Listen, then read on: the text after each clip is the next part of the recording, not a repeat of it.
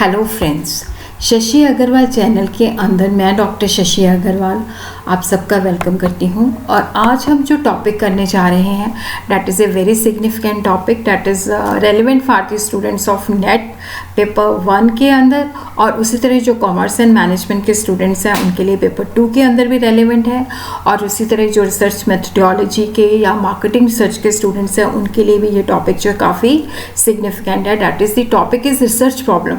पहले भी मेरा इसके ऊपर जो है वीडियो डाला हुआ है, लेकिन बच्चों को था कि मैं इसके अंदर और डिटेल वीडियो जो है डालूं, तो इसको हम 2 पार्ट्स के अंदर स्टडी करेंगे। इसका जो रिटन मटेरियल है ऑलरेडी मेरे ब्लॉग पे अपलोडेड है, आप वहाँ पे चेक कर सकते हैं। अगर आपको मेरा ये एफर्ट जो है सही लगता है तो इसको डू लाइक और शेयर भी कीजिए, और मेरे चैनल शशि अग्रवाल को सब्सक्राइब भी कीजिए। तो सबसे पहले क्या है कि देखो, जैसे रिसर्चर है जिसने अपनी पीएचडी करनी है, तो उसके लिए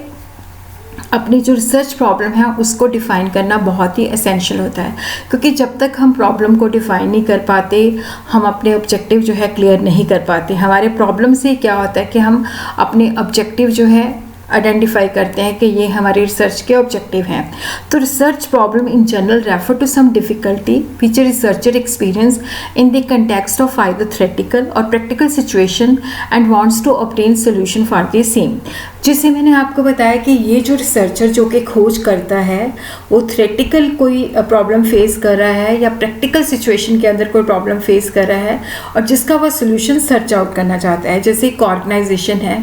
उसकी प्रॉफिट्स जो है रिड्यूस हो रहे हैं, तो वो उसके ऊपर सर्च करना चाहती है कि क्या रीज़न है कि जिसकी वजह से क्या है कि उसका मार्केट शेयर रिड्यूस हो रहा है, उसकी प्रॉफिटेबिलिटी डिप हो रही है, उसकी सेल्स रिड्यूस हो रही है। तो एक ऑर्गेनाइजेशन जो है जो प्रैक्टिकली प्रॉब्लम फेस करी है, वो जो प्रॉब्लम फेस करी है उसके लिए सोल्यूशन जो है ढूंढना चाहती है। और जब भी हम रिसर्च स्टार्ट करते हैं तो उसके अंदर क्या होता है कि we have to define the problem, जो कि क्योंकि देखो, जब हम डॉक्टर के पास जाते हैं, डॉक्टर को हम सिम्टम्स बताते हैं, तो डॉक्टर सिम्टम्स से आइडेंटिफाई करता है कि we are suffering from this disease, और जिसके बेसिस पे क्या होता है कि वो हमें मेडिसिन प्रोवाइड करता है। और अगर क्या है कि देखो, वो अगर डायग्नोज हमारा गलत करता है तो रॉन्ग मेडिसिन देगा, जिससे हमारी जान को भी खतरा हो सकता है, साइड इफ़ेक्ट भी हो सकते हैं। तो इसलिए जब हम रिसर्च करते हैं तो प्रॉब्लम का क्लैरिटी होना बहुत ही नेसेसरी है कि हमारी जो प्रॉब्लम है वो सही फॉर्मुलेट होना चाहिए प्रॉब्लम, क्योंकि अगर प्रॉब्लम सही डिफाइंड है तो उसके रिसर्च क्वेश्चन, रिसर्च ऑब्जेक्टिव जो है हम आसानी के साथ जो है उससे ड्राइव कर सकते हैं। डिसीजन स्टेटमेंट, जो रिसर्च प्रॉब्लम होती है उसके अंदर जो डिसीजन स्टेटमेंट जो होती है, written expression of the key questions, यहाँ पे मैं इसकी स्पेलिंग जो है ठीक कर देती हूँ। कि क्वेश्चन, जो इम्पॉर्टेंट क्वेश्चन जो है जो रिसर्च यूज़र है उसके आंसर करना चाहता है। जैसे मैंने आपको बताया कि देखो, ऑर्गेनाइजेशन का जो मार्केट शेयर है पहले से रिड्यूस हो गया है, तो डेफिनेटली वो उसके रीज़न जो है आइडेंटिफाई करना चाहता है कि उसका मार्केट शेयर जो है क्यों डिक्लाइन हो रहा है, उसके पीछे क्या लॉजिक है। The process of defining and developing the decision statement and steps involve in to more precise research terminology including a set of research objective. तो यहाँ पे बहुत इम्पॉर्टेंट होता है कि हम अपनी रिसर्च प्रॉब्लम को जो है डिफ़ाइन करें, फिर उसके कंपोनेंट्स क्या हैं, क्योंकि जितनी रिसर्च प्रॉब्लम हमारी एक्यूरेटली फॉर्मुलेट होएगी उतना ही क्या होता है कि हम उसके आंसर जो है फाइंड आउट कर सकते हैं। जैसे मैंने रिसर्च की है, मेरा एरिया जो है फिनांस है, तो फिनांस के अंदर मैंने जो स्टडी की है determinant of the under pricing of the initial public offer listed at the national stock exchange. तो ये मेरी क्या है प्रॉब्लम है, और जिसका सोल्यूशन के लिए क्या है कि मैंने जो आईपीओ के डिटर्मिनेंट्स होते हैं, कि जो आईपीओज अंडर प्राइस्ड होते हैं उसके डिटर्मिनेंट्स क्या होते हैं और उनका अंडर प्राइसिंग के ऊपर क्या इम्पैक्ट होता है, तो ये चीज़ें मैंने स्टडी की हैं। तो अगर यहाँ पे मैंने अपनी प्रॉब्लम को डिफ़ाइन नहीं किया होता तो डेफिनेटली क्या है कि रिसर्च जो है उसको, क्योंकि जब हम अपनी प्रॉब्लम को डिफ़ाइन कर लेते हैं तो रिसर्च करनी बहुत ही ईजी हो जाती है। हमें पता चल जाता है कि हमारी रिसर्च के ये ऑब्जेक्टिव हैं, उसके बेसिस में हमने इस तरह की इन्फॉर्मेशन जो है गैदर करनी है।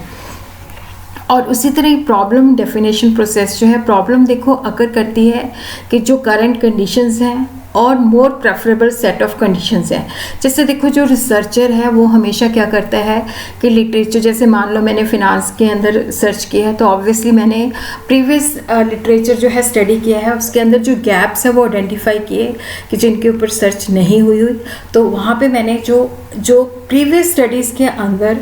जो रिसर्च हो सकती थी उन्होंने नहीं की, तो वो एरियाज़ आइडेंटिफाई करके मैंने उसके ऊपर रिसर्च की। तो यहाँ पे प्रॉब्लम ऑर्गेनाइजेशन के अंदर क्या होता है कि जैसे हम चाहते हैं कि हमारा शेयर जो है 25% हो जाए, बट हमारा शेयर डिक्लाइन हो जाता है। Problem occur when there is a difference between the current condition and a मोर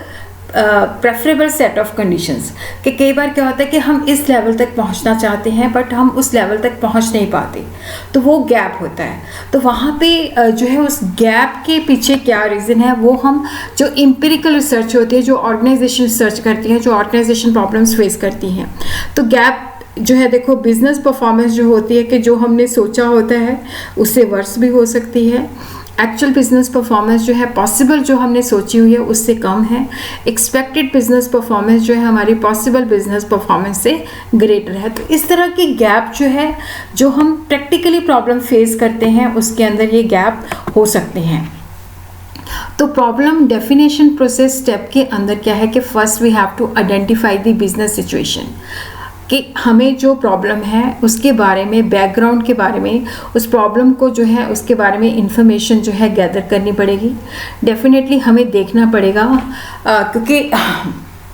ताकि उसकी जो प्रॉब्लम है उसके पीछे बैकग्राउंड क्या है। जैसे एक ऑर्गेनाइजेशन है, ऑर्गेनाइजेशन के अंदर हम कोई जैसे स्पेसिफिक प्रॉब्लम को स्टडी कर रहे हैं तो ऑर्गेनाइजेशन के अंदर किस तरह का डिसीजन मेकिंग इन्वायरमेंट है, किस तरह का वहाँ पे ऑपरेशंस होते हैं, किस तरह की उनकी स्ट्रैटेजीज होती हैं, तो वहाँ पे हमें बिजनेस सिचुएशन को अंडरस्टैंड करना पड़ता है। तो यहाँ पे हम जो ऑर्गेनाइजेशन के अंदर जो इम्पॉर्टेंट डिसीजन मेकर्स होते हैं उनके साथ जो होती है डिस्कशंस होती हैं, ताकि उसके बेसिस पे हम प्रॉब्लम को अच्छी तरह से क्लियरली जो है अंडरस्टैंड कर सकें। कई बार ऐसा भी होता है कि जो ऑर्गेनाइजेशन प्रॉब्लम को समझती है बट जब हम और फैक्ट गैदर करते हैं तो वो प्रॉब्लम कुछ और होती है। तो डेफिनेटली जो रिसर्चर है जिसने एक रिसर्च करनी है तो he has to take a, मतलब उसको जो की डिसीजन मेकर्स होते हैं उनके साथ डिस्कशन करना पड़ता है, उसके साथ सर्वे करना पड़ता है, उसके साथ अनस्ट्रक्चर्ड डिस्कशन करनी पड़ती है ताकि वो प्रॉब्लम को अच्छे तरीके से अंडरस्टैंड कर सके और उसका सल्यूशन क्या हो सकता है और किस तरह से वो कई सारी टेक्निक जैसे एसोसिएशन टेक्निक्स हैं, इंटेरोगेटिव टेक्निक है, ओपन माइंडेड है जिसके अंदर क्या है कि वो ऑब्जर्व करते हैं, लोगों के साथ डिस्कस करते हैं, वहाँ से वो प्रॉब्लम की रूट्स तक पहुँचने की कोशिश करते हैं। The problem definition process step के अंदर क्या है कि देखो identify the key problem from the symptoms. यहाँ पे क्या है कि जो सिम्टम्स हैं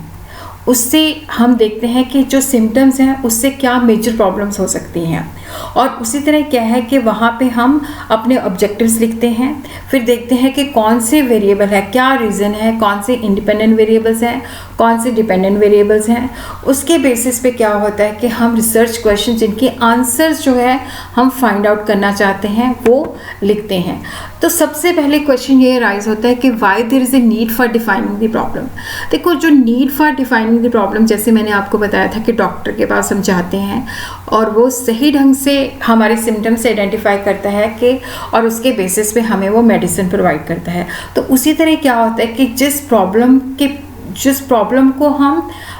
सॉल्यूशन चाहते हैं तो उस प्रॉब्लम को डिफाइन करना बहुत ही एसेंशियल होता है। A proper definition of the research problem will enable the researcher to be on the track, क्योंकि अगर हमारी प्रॉब्लम सही है, अगर हमने प्रॉब्लम को सही पकड़ लिया, प्रॉब्लम को प्रॉपर डिफाइन कर दिया, तो उस पर हमारा जो इन्फॉर्मेशन गैदरिंग है, जो स्टैटिस्टिकल टूल है, वो सही डायरेक्शन के अंदर जाएंगे। और अगर हमारी प्रॉब्लम जो है इल डिफाइंड है, जैसे जो लोग पीएचडी करते हैं कई बार क्या होता है कि वो आनन फानन में दूसरों की कॉपी कर लेते हैं और बाद में जब वो रिसर्च करते हैं तो बहुत ज़्यादा प्रॉब्लम आती है, क्योंकि वहाँ पे उनकी प्रॉब्लम जो होती है क्लियर कट डिफाइंड नहीं होती और जिसके बेसिस पे they have to face many problems. तो ओल्ड प्रोवर्ब है कि अगर हमने a problem well defined is half solve, कि अगर हमने प्रॉब्लम को अच्छे तरीके से डिफाइन कर दिया है तो आधा काम हमारा ख़त्म हो जाता है। Can work out the research design, जिसके बेसिस से हम देख सकते हैं कि हम अगर हमारी प्रॉब्लम जो है क्लियर कट है, हमें पता है कि ये हमारी प्रॉब्लम है, उससे हम अपने रिसर्च ऑब्जेक्टिव, रिसर्च मेथोडोलॉजी बड़ी आसानी के साथ जो है कैरी ऑन कर सकते हैं। और उसी तरह एक जनरल रूल जो होता है, देखो यहाँ पे जो रिसर्चर है वो सारी इन्फॉर्मेशन जो है लिटरेचर रिव्यू जो है, मैगजीन है, जर्नल है, लोगों के साथ डिस्कशन करे ताकि वो प्रॉब्लम को अच्छी तरह से अंडरस्टैंड कर सके। और उसी तरह ही देखो ये जो रिसर्च प्रॉब्लम को हम डिफ़ाइन करते हैं तो वहाँ पे क्या होता है कि देखो जो ऑर्गेनाइजेशन है वो रिसर्चर को कहते हैं कि ठीक है, जब आपने प्रॉब्लम को डिफ़ाइन कर लिया है तो go ahead with the project. तो यहाँ पे जब हम प्रॉब्लम को डिफ़ाइन करते हैं तो कई बार क्या होता है कि हम प्रॉब्लम को बहुत ज़्यादा ब्रॉडली डिफ़ाइन कर देते हैं या हम प्रॉब्लम को बहुत ज़्यादा नैरोली डिफ़ाइन कर लेते हैं। ये कि दोनों ही एरर जो होते हैं बहुत गलत होते हैं, क्योंकि जब हमने प्रॉब्लम को ब्रॉडली डिफ़ाइन कर लिया, जैसे फिनांस की प्रॉब्लम है उसमें मार्केटिंग भी डाल दी,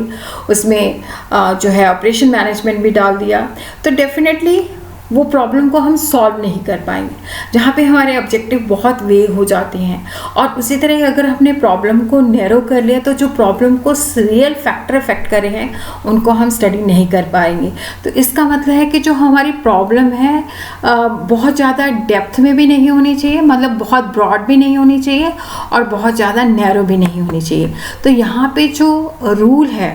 सर्च प्रॉब्लम के पहले हम ब्रॉड कंपोनेंट जो है आइडेंटिफाई करते हैं, फिर उसके बेसिस पे हम उसके स्पेसिफिक, ताकि हमारी प्रॉब्लम जो है पहले उसको गहराई के अंदर स्टडी करते हैं, फिर वहाँ से हम क्या करते हैं कि उसके स्पेसिफिक कंपोनेंट जो है आइडेंटिफाई करते हैं ताकि प्रॉब्लम जो है क्लियर हो जाए, स्पष्ट हो जाए, वेग ना रहे। और इसके अंदर मैंने जैसे एग्जाम्पल दी है कि how to respond to a price cut initiated by a competitor. तो वहाँ पे जो स्टाफ था उसने ये ऑल्टरनेटिव दिए, डिक्रीज द प्राइस, कि प्राइस आप भी कम कर लो, कॉम्पिटिटर ने कम किया है। तो यहाँ पे दूसरे ने कहा कि नहीं, प्राइस तो यही रखो, बट जो है आप लोग क्या करो कि जो एडवर्टीज़मेंट है वो ज़्यादा करो, ठीक है। तीसरे ने कहा कि थोड़ा बहुत प्राइस डिक्रीज़ कर लो, बट एडवर्टाइज जो है वो मॉडरेटली करो, एडवर्टीज़मेंट के ऊपर फोकस करो। बट जब उन्होंने आउटसाइड एक्सपर्ट्स बुलाए तो उन्होंने रिसर्च किया कि जो प्रॉब्लम है उसको उन्होंने दोबारा से रीडिफाइन किया कि ये जो प्रॉब्लम है, how to improve the market share and profitability, कि मार्केट शेयर और प्रॉफिटेबिलिटी को हमने किस तरह से जो है इम्प्रूव करना है। प्रॉब्लम को उन्होंने डिफ़ाइन किया, उसके बेसिस पे उन्होंने कहा कि जो कंज्यूमर्स होते हैं, जब उन्होंने प्रॉब्लम को डिफ़ाइन किया तो वहाँ पे पता चला कि जो कंज्यूमर्स होते हैं, जो प्राइस होती है प्रोडक्ट की, उससे उसकी क्वालिटी का अंदाज़ा लगाते हैं कि प्रोडक्ट की क्वालिटी सही है कि गलत है। और उसी तरह उन्होंने क्या किया कि जो एग्जिस्टिंग ब्रांड था उसकी प्राइस उन्होंने इंक्रीज़ कर दी, उसके बाद उन्होंने 2 ब्रांड्स निकाले, एक की प्राइस जो थी कॉम्पिटिटर की स्थिति रखी और दूसरा जो था इसको इस ढंग से किया गया कि वो जो कॉम्पिटिटर का प्रोडक्ट है उसके मुकाबले में और कम रखा गया ताकि उसके प्रोडक्ट को वो कट कर सके, और जो एग्जिस्टिंग ब्रांड था उसका प्राइस उतना ही रखा गया। तो इस तरह से क्या है कि देखो जो प्रॉब्लम होती है उसको हमें क्लियर कट डिफाइन करना बहुत ही एसेंशियल होता है, तभी हम सोल्यूशन निकाल सकते हैं। तो जो हम प्रॉब्लम रिसर्च प्रॉब्लम की स्टेटमेंट बनाते हैं कि हमारी प्रॉब्लम क्या है, ये प्रॉब्लम क्यों हम जो है सॉल्व करना चाहते हैं, कि ये प्रॉब्लम हमें किस तरह से डिस्टर्ब कर रही है और इसको हम किस तरह से जो है प्रॉब्लम को सोल्यूशन जो है फाइंड आउट कर सकते हैं। What is the problem, why it is so important, कि ये हमें क्यों इफ़ेक्ट कर रही है, व्हाट शुड बी डन।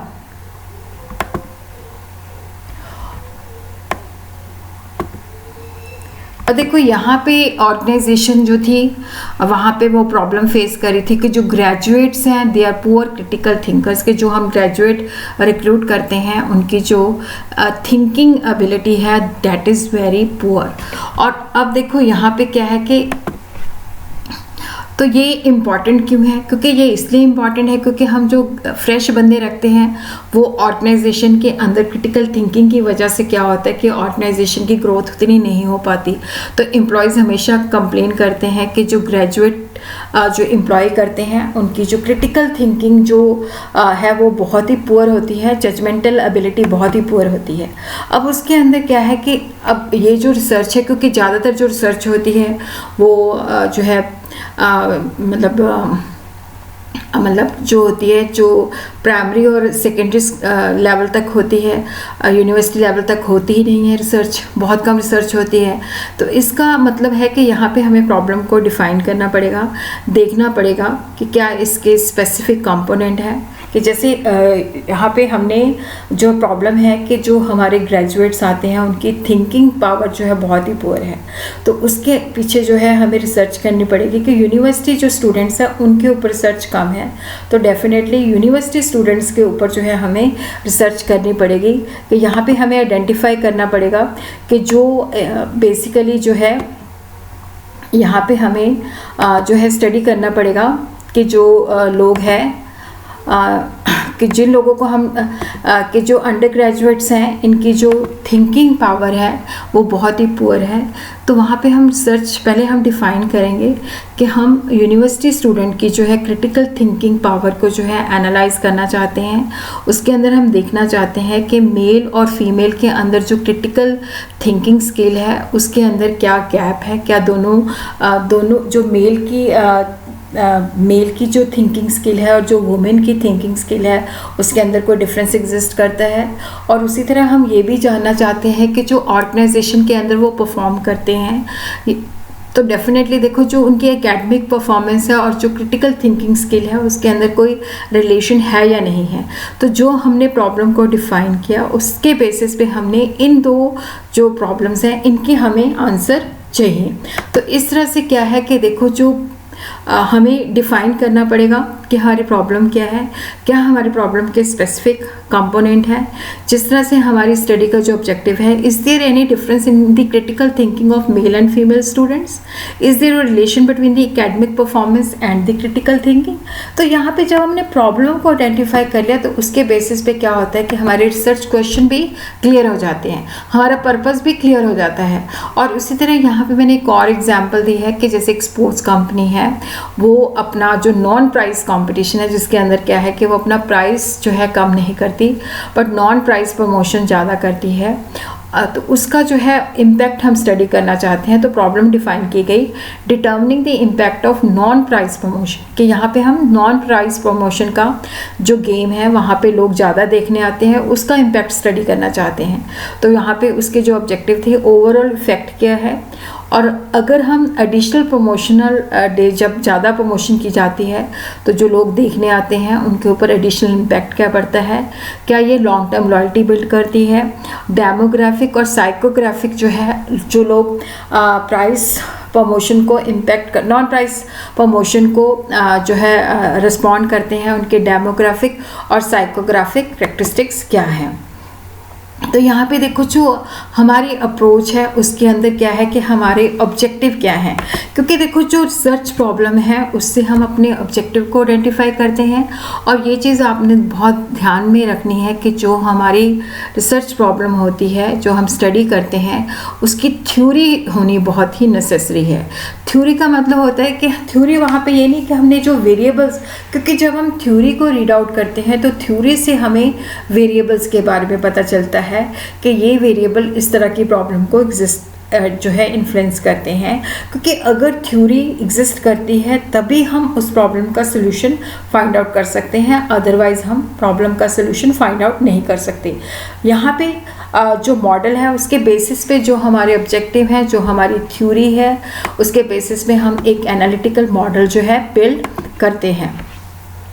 तो सबसे पहले हम देखते हैं कि हमारे जो ऑब्जेक्टिव हैं, ऑब्वियसली जब हमारी प्रॉब्लम जो है क्लियर कट डिफाइन हो जाएगी तो रिसर्च जो होती है उन्हीं प्रॉब्लम से हम अपने जो है ऑब्जेक्टिव निकालते हैं। और ऑब्जेक्टिव जो है they should be supported by the theory. जैसे मैंने आपको बताया कि ये नहीं है कि हमने अपने आप वेरिएबल्स आइडेंटिफाई कर लिए, वो जो हमें वेरिएबल्स हैं, जैसे मेरे determinants of the under pricing of the initial public offer, तो यहाँ पे मैंने जो थ्योरी थी उससे मुझे पता चला कि फर्म स्पेसिफिक